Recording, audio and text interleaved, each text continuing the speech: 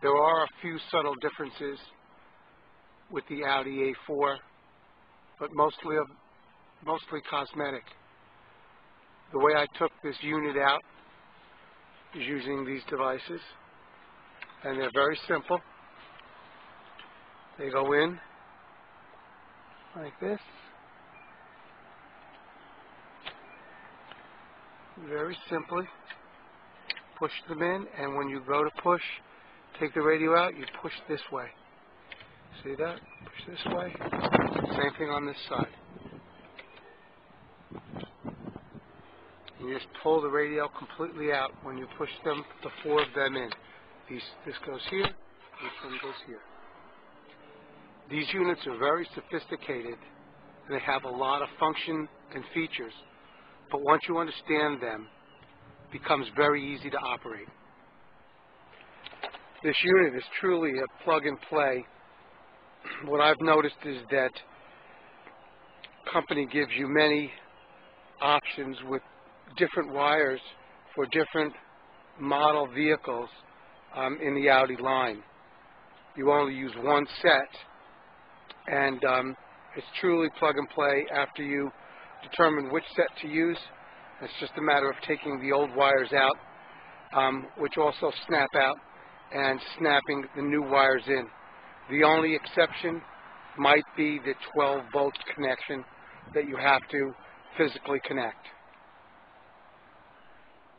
And the way you connect the 12-volt is typically like you'd connect any 12-volt. You'd put wire terminals on both sides.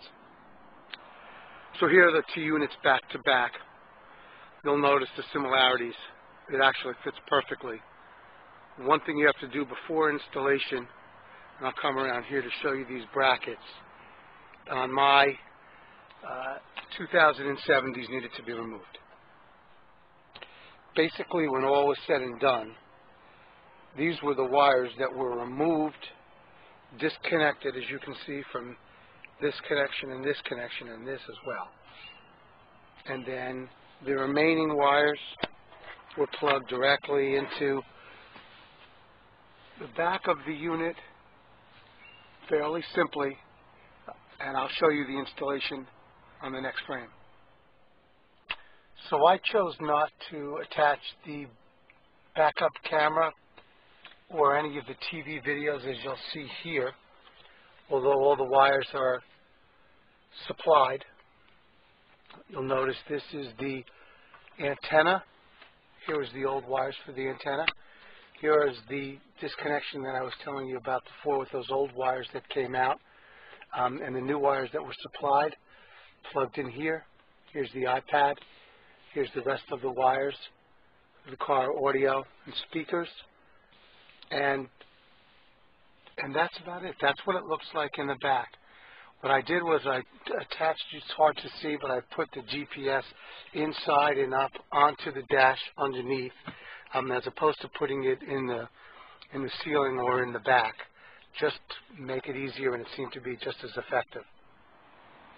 One other very important element in the change of the old radio to the new system is that there are two connections, one here and one here, that need to be removed when you take the old radio out. Those two connections are speakers for the rear. They typically will go into the system in the complement to this that's also in the car. You have to snap it into the plastic connection that's already in the Audi A4 that will go into, I'll try to show you this, it'll go into here and here from the Audi. So you need to take the wires out of this, just a snap and a snap, put them in the complementary part of this that's on the Audi, and then when you connect this to the new unit, show you the new unit, when you connect it to the new unit, these ends, then the rear speakers will also work. The last thing I could suggest is that occasionally when you put power to this unit, it will ask you for a USB drive.